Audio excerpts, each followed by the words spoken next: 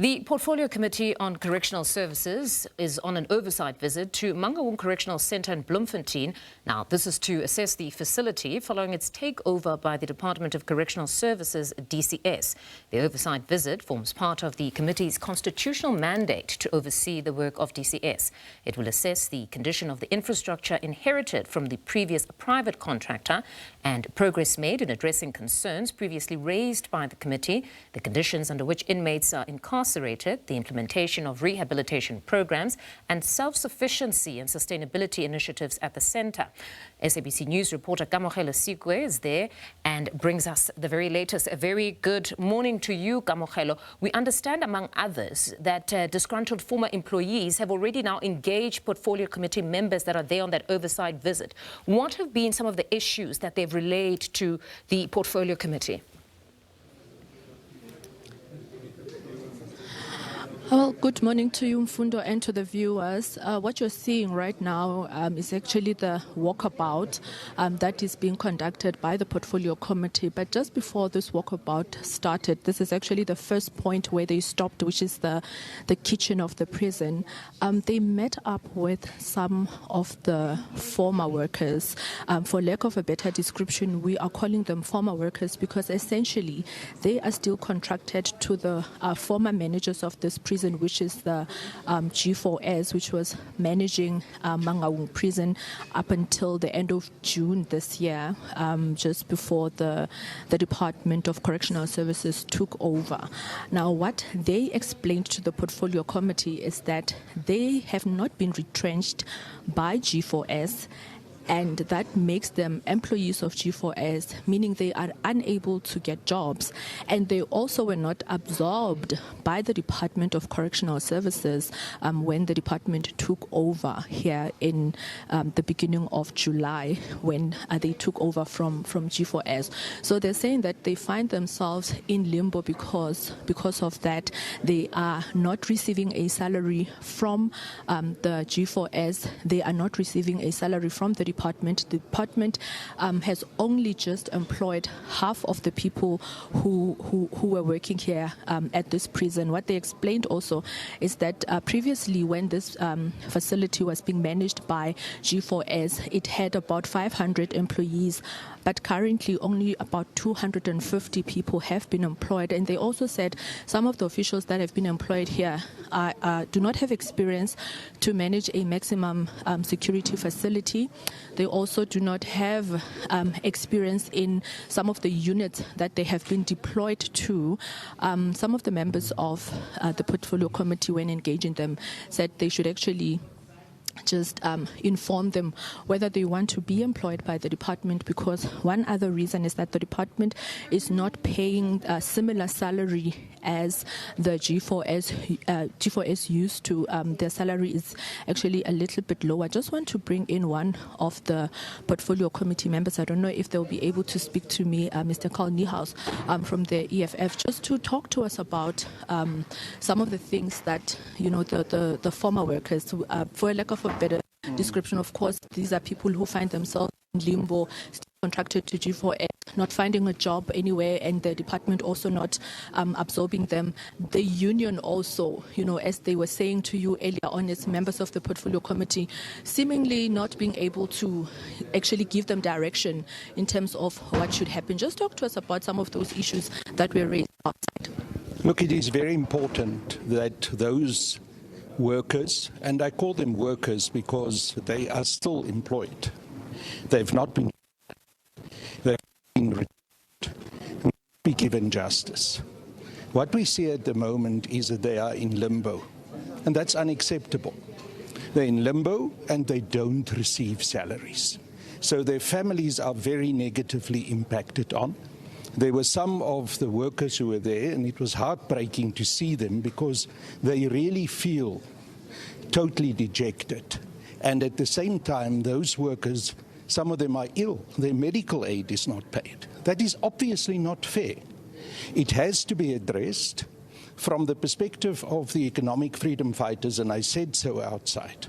The law must be implemented. There are some rulings by the court that said that they must be treated fairly, and that must be implemented. And the purpose that we have today is also to come here as part of this oversight to ask the right questions, to make sure that the handover process, this transition that is taking place, will be done properly and that justice will be there for all of these workers. It was very important that we get this facility transferred back into the Department of Correctional Services. That is absolutely correct, because there were a lot of things going wrong.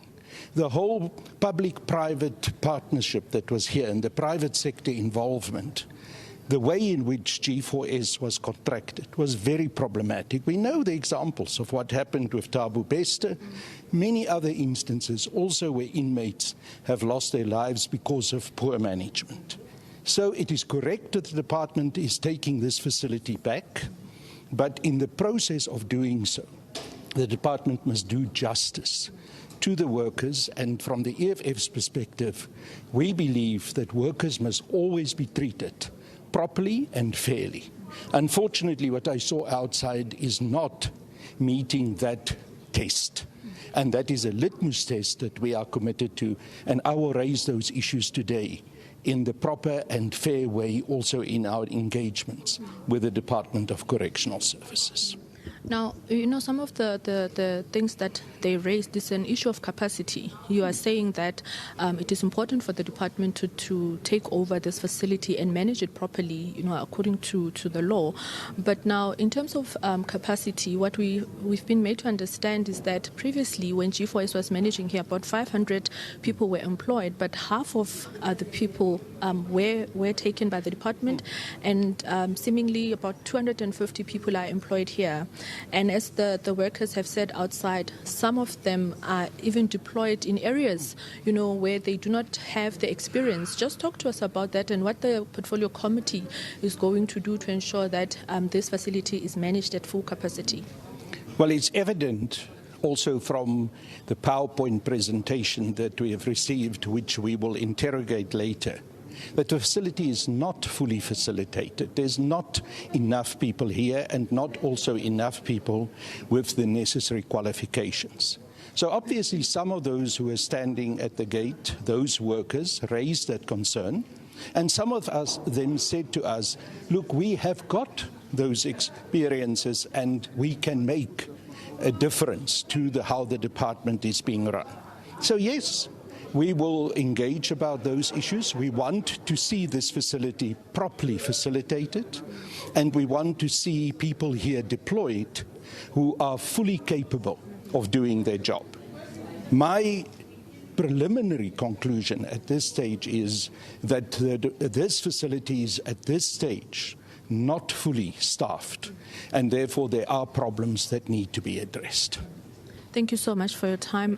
Fundo, that was Mr. Colneyhouse just talking to us about, the meeting that they've had. I just want to try and see if I'll be able to speak to either the commissioner or the chairperson of the portfolio committee, but it seems like they are quite engaged at the moment. Let me just try to see if I can get the commissioner to speak to us at this point. Just about this visit, Commissioner, are you able to just talk to us about the visit? Of course, the portfolio committee has been outside now to speak to some of the workers who were employed by G4S. I know that during the takeover, when you came here on the 1st of July, you did say that there was a recruitment process. Just talk to us now. It seems that, there's a lot of contention amongst the former workers. Just talk to us about what the department is doing. How is the department actually handling this? Well, we advertised for all positions, from security to specialized positions. We also advertised for unit managers.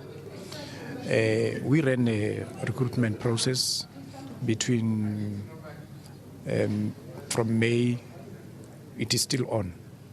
We have more than 600 G4S former employees that have been appointed. Others are still going through the processes. The only problem we have is that there are former G4S officials that by the time we took over, they were still, some of them on suspension, some of them going through disciplinary processes, others were retiring. In terms of public service, especially the security departments like correctional services, when you get to the age of 60, you retire. And then we have others that just did not qualify in terms of the requirements of the security posts.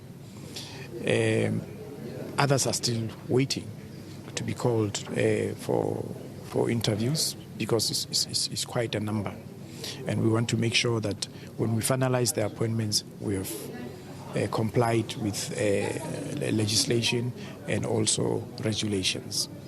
So I always encourage former G4S employees to present themselves. So it is difficult if you have someone speaking on your behalf. So we try to address the issue, but we're not talking to the affected person. So those that have those issues, they need to present themselves. We have a process where human resources at head office is also monitoring the recruitment process.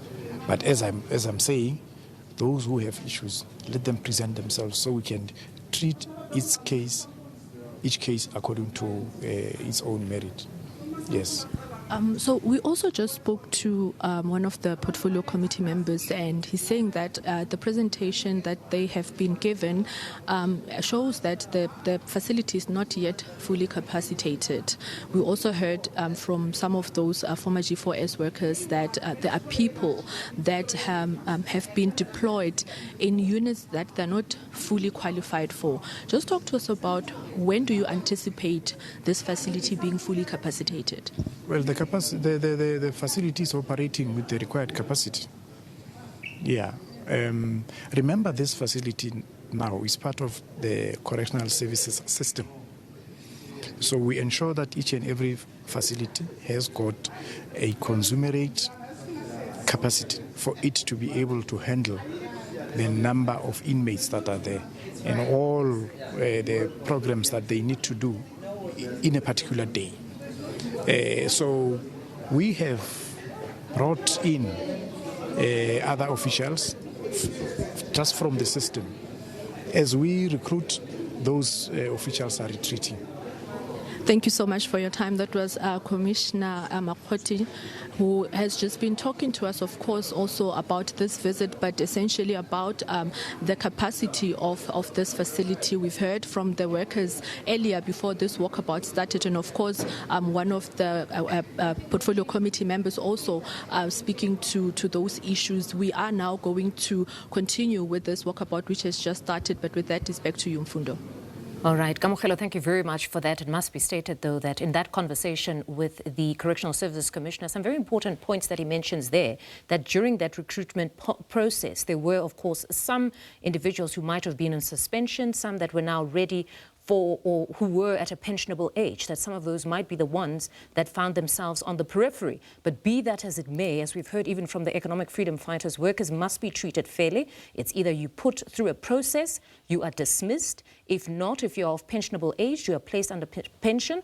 And if it is a matter that you must be retrenched, as per the South African law, there would have to be a severance package that is paid to those individuals. So most certainly hearing there from Carl Nias that at the very least, as the economic freedom fighters, they'll be taking up the fight for those disgruntled workers, that at the very least, that process must be concluded appropriately.